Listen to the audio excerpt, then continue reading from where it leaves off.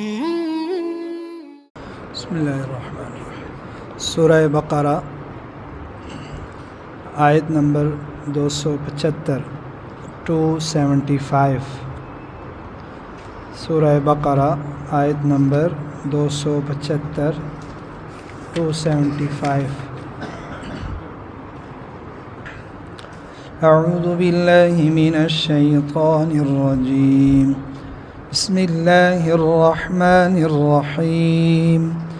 الذين يأكلون الربا لا يقومون إلا كما يقوم الذي يتخبطه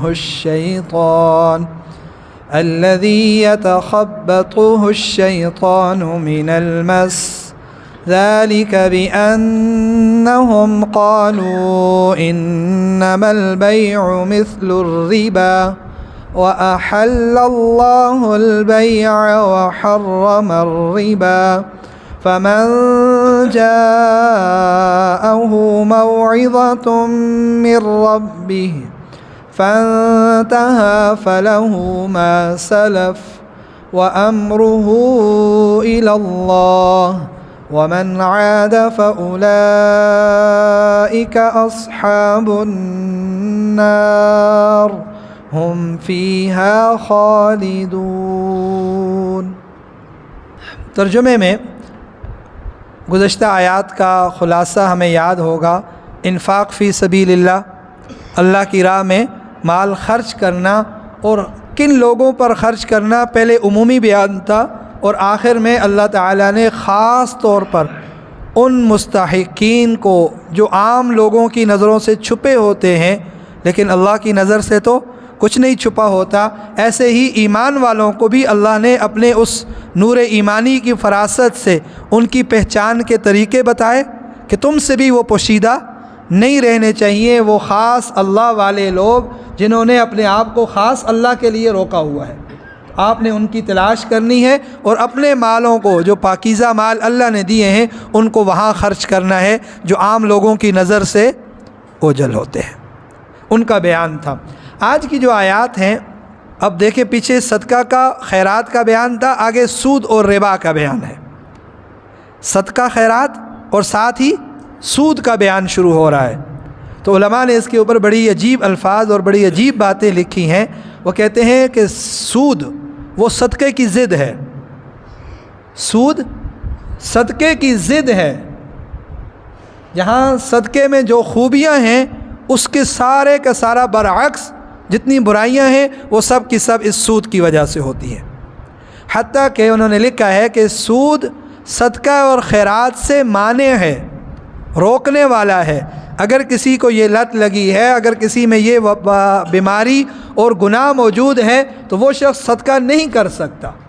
اس لیے صدقے کے فوراً بعد اس چیز کا بیان کیا ہے جو صدقے سے کیا کرنے والی ہے، روکنے والی ہے۔ اس کی ضد ہے کہ ایمان والے جنہوں نے اللہ کی ان نعمتوں کو پڑھا، اللہ کے راستے میں مال خرچ کرنے کے فائدے سنے، نفع جانا، ایک پر 700 گنا کا اجر ملنے کا انہیں علم ہوا، تو اگر وہ سود کی بیماری میں لگ گئے تو وہ پھر اس خیر کو کبھی نہیں پا سکیں گے۔ اور علماء نے لکھا ہے کہ سود وہ سراسر ظلم ہے، بے مروتی ہے، اور اس کے مقابلے میں صدقہ، خیرات وہ حاجت مندوں کی ضرورت کا پورا کرنا ہے، ان کے ساتھ خیر خواہی ہے، ان کے ساتھ صلہ رحمی ہے، اور سود اس کے بالکل برعکس ہے۔ سود کیا ہے؟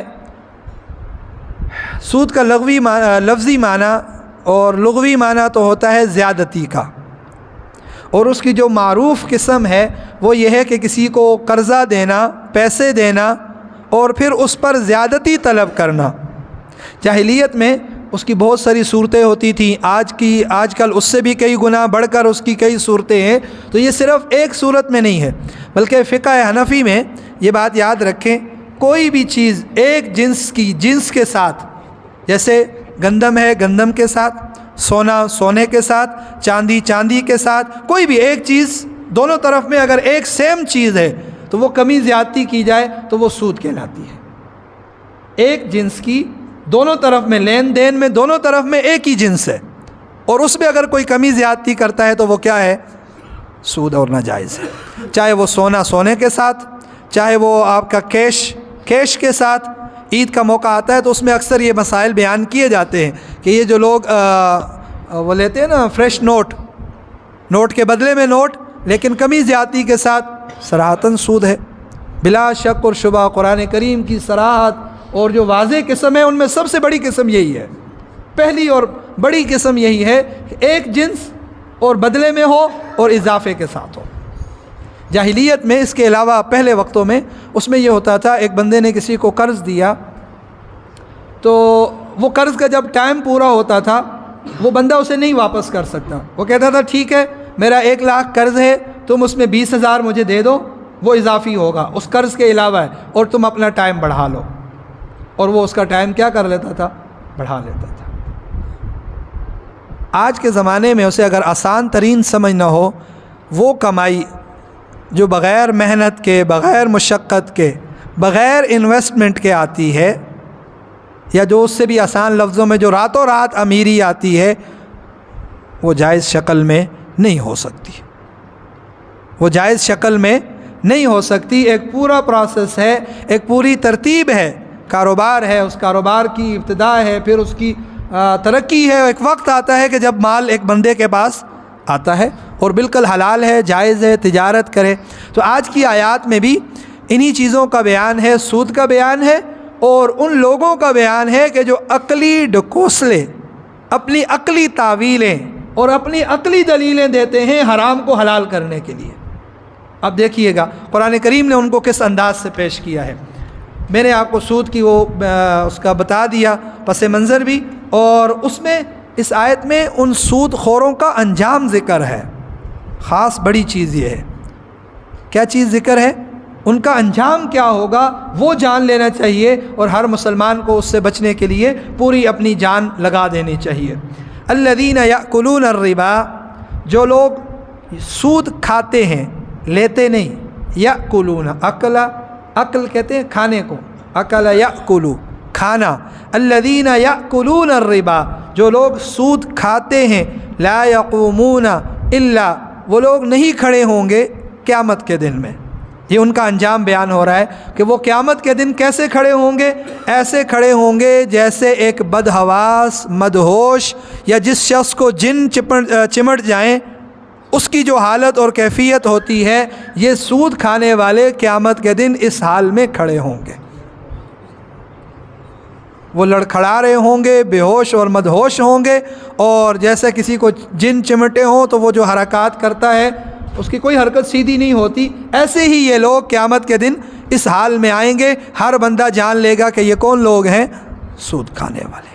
ٹھیک ہے، یہ میں نے آپ کو بامحاورہ ترجمہ بتایا، اب نیچے دیکھیں ہم لفظی ترجمہ کرتے ہیں۔ لا یقومون، وہ سود کھانے والا نہیں کھڑا ہوگا، الا، مگر، کما یقوم الذی، اس شخص کی طرح کھڑا ہونا، الذی یتخبطہ الشیطان، جس کو شیطان نے، جن نے کیا کر دیا ہو؟ خبتی، حیران، پریشان، بے ہوش ٹائپ جسے ہوتا ہے، مست، وہ معنی، تو اسے خبتی کر دیا ہو، من المس، اس شیطان نے اپنے چھونے سے، اس کو چمٹ گیا شیطان نے، اس کو جسے کہتے ہیں جن آ گئے، یا جیسی کوئی کیفیت ہے، وہ اس کی وجہ سے اس نے خبتی اور پریشان بنا دیا، اور اس شخص کو بے ہوش اور مدہوش کر دیا۔ ذالک بانہم، یہ انجام کس لیے ہوگا؟ اتنی بات سمجھ آ کہ وہ جو ان کو جن کا چمٹ جانا، جنوں کا آنا، یہ قرآن کی آیات سے ثابت ہے، اور اس کا بچے کو انگلی اس کو چبھونا اور اس سے بچے کا رونا، یہ حدیث میں اس طرح کے الفاظ آتے ہیں۔ تو ان چیزوں کا ثبوت موجود ہے، جنات ایک مخلوق ہیں، ان کا وجود بھی ہے، اور ان میں کچھ اچھے ہیں اور اس میں کچھ شیطانی ہیں، کچھ خبیث ہیں، کچھ نیکوکار ہیں، کچھ بدکار ہیں، دونوں قسمیں جیسے انسانوں میں ہیں ایسے ان میں بھی پائی جاتی ہیں۔ ذالک بانہم، انہیں اس حال میں کیوں کھڑا کیا جائے گا قیامت کے دن؟ اپنی قبروں سے وہ حشر کے میدان میں اس طرح چلتے ہوئے کیوں آئیں گے؟ ذالک بانہم، یہ سب اس وجہ سے ہوگا، قالوا، وہ لوگ کہتے تھے، انما البیع مثل الربا، وہ کہتے تھے خرید و فروخت، تجارت، وہ تو ربا کی طرح ہے۔ البیع مثل الربا، خرید و فروخت بھی سود لینے کی طرح ہے، زیادتی لینے کی طرح ہے۔ کیسے؟ جملہ سمجھیے گا. وہ کہتے تھے دیکھو جب آپ کوئی چیز بیچتے ہو، میں ایک موبائل بیچتا ہوں، میں نے یہ لیا ہے 20,000 کا، میں آگے کتنے کا بیچ رہا ہوں؟ 25,000 کا، 30,000 کا بیچ رہا ہوں، اضافہ لے رہا ہوں نا. تجارت یہی ہے نا، کاروبار. آپ نے ہول سیل میں خریدا کم ریٹ میں، اور آگے اس کو آپ کس پہ بیچتے ہیں؟ اپنا نفع رکھ کے، اپنا خرچہ نکال کر، تھوڑے پیسے اپنا نفع رکھ کر اسے بیچ دیتے ہیں. وہ کہتے تھے دیکھو تجارت کرنے والا بھی کیا لیتا ہے؟ نفع لیتا ہے، فائدہ لیتا ہے. اور ہم لوگ جو سود جس کو تم کہہ رہے ہو وہ بھی تو اسی جیسا ہے. اچھا، الٹی ان کا جواب یہ تھا، وہ یہ نہیں کہتے تھے کہ سود تجارت جیسا ہے، بلکہ اس کی الٹی تشبیہ دے رہے تھے. کہتے تھے تجارت سود جیسی ہے. نہیں آیا جملہ سمجھ؟ ہونا تو یہ چاہیے تھا کہ یار تجارت سب کی عقلی چیز ہے، تجارت ہوتی ہے. وہ کہتے سود بھی تو تجارت جیسا ہے، لیکن انہوں نے تشبیہ بھی الٹی دی ہوئی ہے. وہ کہتے تھے کہ تجارت سود جیسی ہے، اصل یہ نفع والا کام ہے سود لینا جو ہم کر رہے ہیں، اور اس کے متبادل وہ بھی اسی کے جیسا ہو کر وہ بھی حلال ہے اور وہ بھی صحیح ہے. تو جو ہمارا سود پہلے صحیح ہے اور بے تجارت کاروبار اس کے جیسا ہونے کی وجہ سے صحیح ہے. اللہ تعالیٰ نے ان کی اس بات کا رد کیا ہے اور واضح اور صاف لفظوں میں کیا ہے. اور اس کا جو پہلا حاکمانہ جواب ہے ان کی اس بات کا کہ سود بے جیسا ہے، اللہ نے کہا ایسا نہیں ہے، ایسا قطعاً نہیں ہے. کیا جواب ہے؟ اللہ کہتے ہیں وَأَحَلَّ اللَّهُ الْبَيْعَ وَحَرَّمَ الرِّبَا. پہلی سب سے بڑی بات تو یہ ہے کہ اللہ رب العالمین نے، جس نے یہ کائنات بنائی ہے، جس نے یہ نظام بنائے ہیں، انہوں نے تجارت کو حلال کیا ہے اور سود لینے کو حرام قرار دیا ہے. تو یہ دونوں ایک جیسے کیسے ہو سکتے ہیں؟ ایک تو اللہ کا حلال کردہ چیز ہے اور دوسری اللہ کی حرام کردہ چیز ہے. حلال حرام حلال کے جیسے کیسے ہو سکتی ہے؟ فمن جاءہ موعظۃ من ربہ.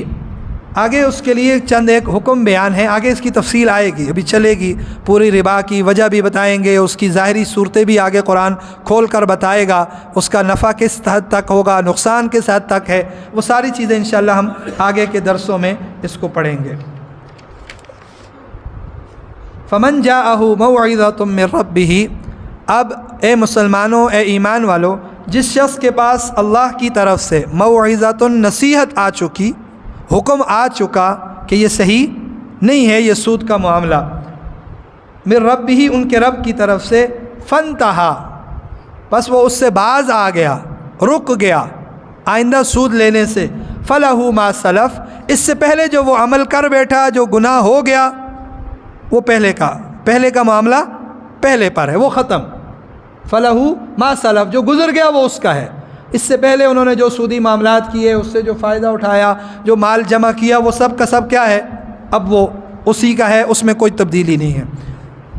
وَأَمْرُهُ إِلَى اللَّهِ ظاہری مال کا حکم یہ ہے کہ اسے اللہ نے معاف کر دیا جو پہلے لیا، آئندہ جو لے گا اس کا آگے آئے گا ذکر.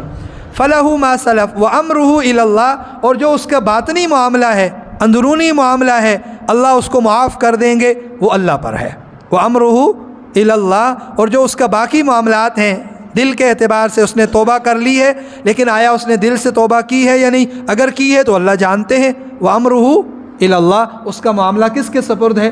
اللہ کے سپرد. وہ اس کو اللہ، اگر اس نے اچھی نیت سے توبہ کی ہے اسے اجر بھی دیں گے، اور اگر اس نے نفاق کے اعتبار سے بس ظاہری، کیونکہ حکومت بدل چکی ہے، سود پر سختی ہے، وہ ظاہری طور پر بدل گیا ہے، لیکن دل سے وَأَمْرُهُ إِلَى اللَّهِ پھر بھی اللہ کے اوپر ہے، اس کا معاملہ اللہ کی طرف ہے، اللہ اس کو اس کی برائی کا یا اس کے نفاق کا بدلہ بھی خود دیں گے. وَمَنْ عَادَ اور جو شخص اللہ کی طرف سے حکم آ جانے کے بعد، من عاد اس امر کی طرف لوٹ آیا، سودی معاملے کی طرف لوٹ آیا، اس جو ہے غیر شرعی عمل کی طرف واپس آ گیا، فَأُولَئِكَ أَصْحَابُ النَّارِ یہ لوگ آگ والے ہیں، جہنم والے ہیں، ہم فیہا خالدون اس میں ہمیشہ ہمیشہ رہیں گے. اس لیے کہ دیکھیں سود حرام ہے، گناہ کبیرہ ہے، اس کا کرنے والا فاسق ہے، گناہ کبیرہ کا مرتکب ہے. لیکن اگر کوئی شخص ان لوگوں کی طرح، جیسے وہ کہتے تھے کہ سود تجارت جیسا ہے، یہ کفریہ کلمہ ہے۔ یہ کیا ہے؟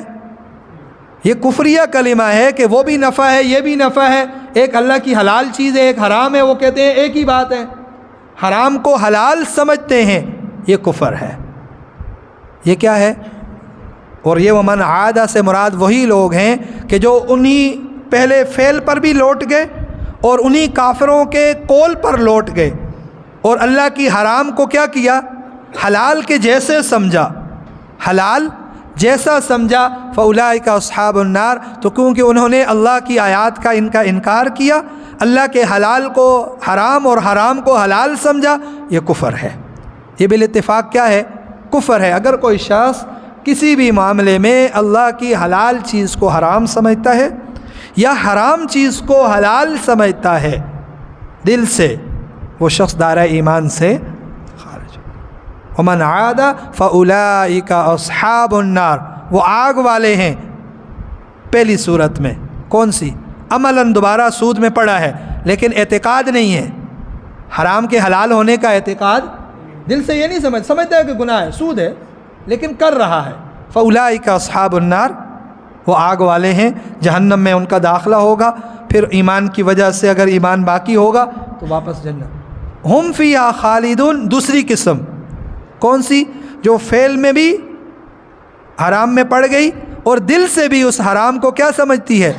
حلال سمجھتی ہے۔ ہم فیہا خالدون، وہ اس میں ہمیشہ ہمیشہ رہیں گے، کیونکہ وہ اب کفر میں پڑ گئے اور کفر کا جہنم سے نکلنا کوئی امکان نہیں ہے، اس کی کوئی وہ نہیں ہے، وہاں سے نکلنے کی امید نہیں ہے۔ لیکن اگر مومن ہوگا تو فَأُولَٰئِكَ أَصْحَابُ النَّارِ ابتدا میں، پھر اپنے ایمان کی وجہ سے وہ اس سے نکل جائے گا۔ اچھا، سود خور کی یہ سزا کیوں ہے، کس وجہ سے ہے؟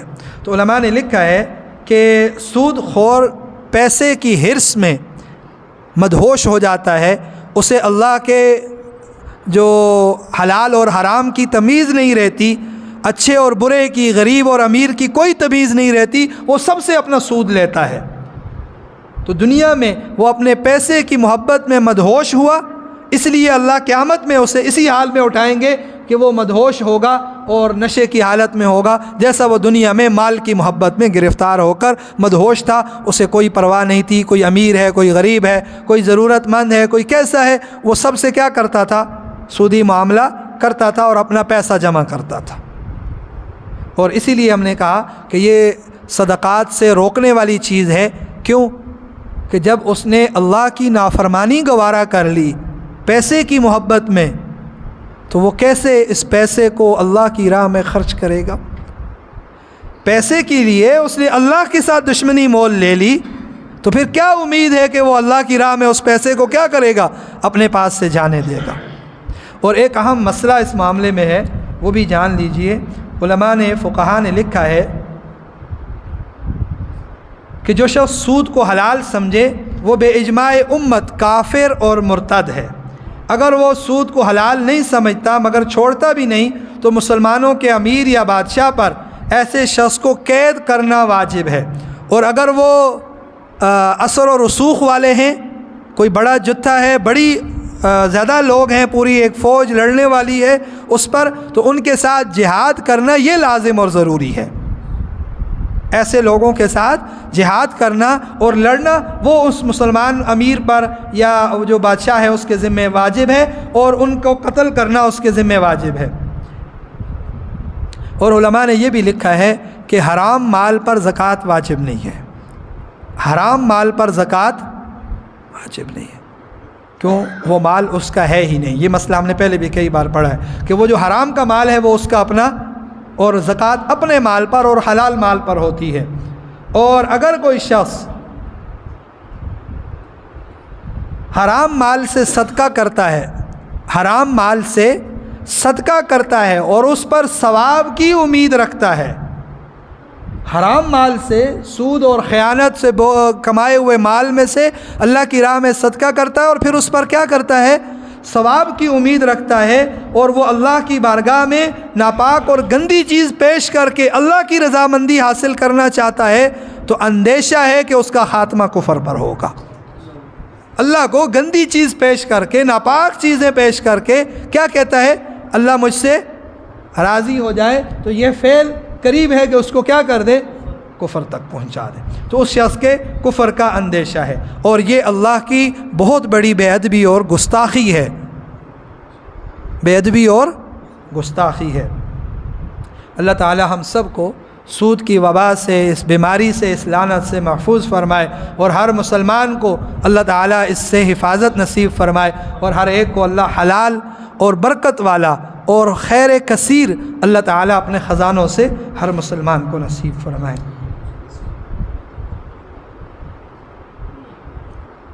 ٹھیک ہوگی بات؟ اللہ تعالی آگے آئے گا انشاءاللہ، مزید بھی اس کی تشریح آئے گی۔ الحمد للہ رب العالمین والعاقبۃ للمتقین، والصلاة والسلام علی رسولہ محمد وآلہ واصحابہ اجمعین۔ اللہم لک الحمد کما ینبغی لجلال وجہک وعظیم سلطانک۔ ربنا ظلمنا انفسنا وان لم تغفر لنا وترحمنا لنکونن من الخاسرین۔ یا رب العالمین، اللہ ہم سب کو اپنی تمام کی تمام نافرمانیوں سے محفوظ فرما۔ یا اللہ حلال کو حلال سمجھنا نصیب فرما، یا اللہ حرام کو حرام سمجھنا نصیب فرما، یا اللہ حلال نصیب فرما اور حرام سے ہم سب کی حفاظت فرما۔ یا رب العالمین، اللہ ہم سب کے گناہوں کو معاف فرما، تمام غلطیوں کوتاہیوں کو درگزر کا معاملہ فرما۔ یا رب العالمین، جتنے مسلمان بیمار ہیں اس مبارک عمل، اس مبارک مجلس کی برکت سے ہر ایک کو شفائے کاملہ عاجلہ مستمرہ نصیب فرما۔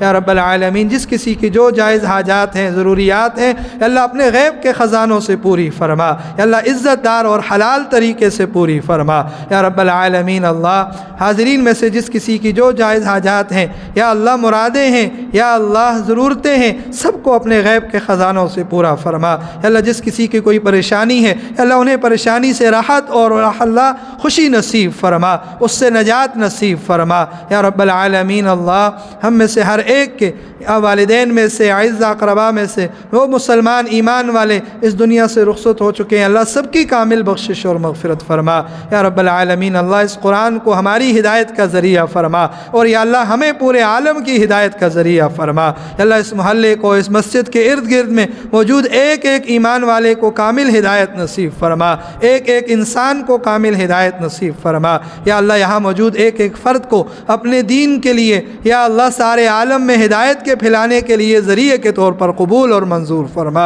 یا اللہ ہماری اولادوں کو اپنی دین کی محبت نصیب فرما، اپنے دین کے ساتھ فرما برداری نصیب فرما۔ یا رب العالمین، اللہ ہم سب کی یہ محنت، یہ کوشش خالص اپنی رضا کے لیے اپنی بارگاہ میں شرف قبولیت نصیب فرما۔ یا رب العالمین، اللہ ہم سب کی تمام جائز حاجات کو آپ بخوبی جانتے ہیں، یا اللہ جس کی جو کوئی ضرورت ہے، حاجت ہے، اللہ اپنے فضل و کرم سے پورا فرما۔ یا اللہ جو جائز دعا ان کے دل میں ہے، مراد ہے، یا اللہ اپنے فضل و کرم سے اسے بھی پورا فرما۔ یا اللہ جہاں کہیں مسلمان مظلوم ہیں، یا اللہ ان سب کی مدد اور نصرت فرما۔ یا اللہ بالخصوص فلسطین کے مسلمانوں کی مدد اور نصرت فرما۔ یا اللہ انہیں مزید قوت اور طاقت نصیب فرما۔ یا اللہ اسلام کو غلبہ نصیب فرما، مجاہدین کو غلبہ نصیب فرما۔ یا اللہ کفر کو اور کافروں کو مغلوب فرما۔ یا رب العالمین، اللہ اسلام کے غلبے میں ہمیں بھی ذریعے کے طور پر قبول اور منظور فرما۔ وصلی اللہ تعالی علی خیر خلقہ محمد وآلہ واصحابہ اجمعین برحمتک یا ارحم الراحمین۔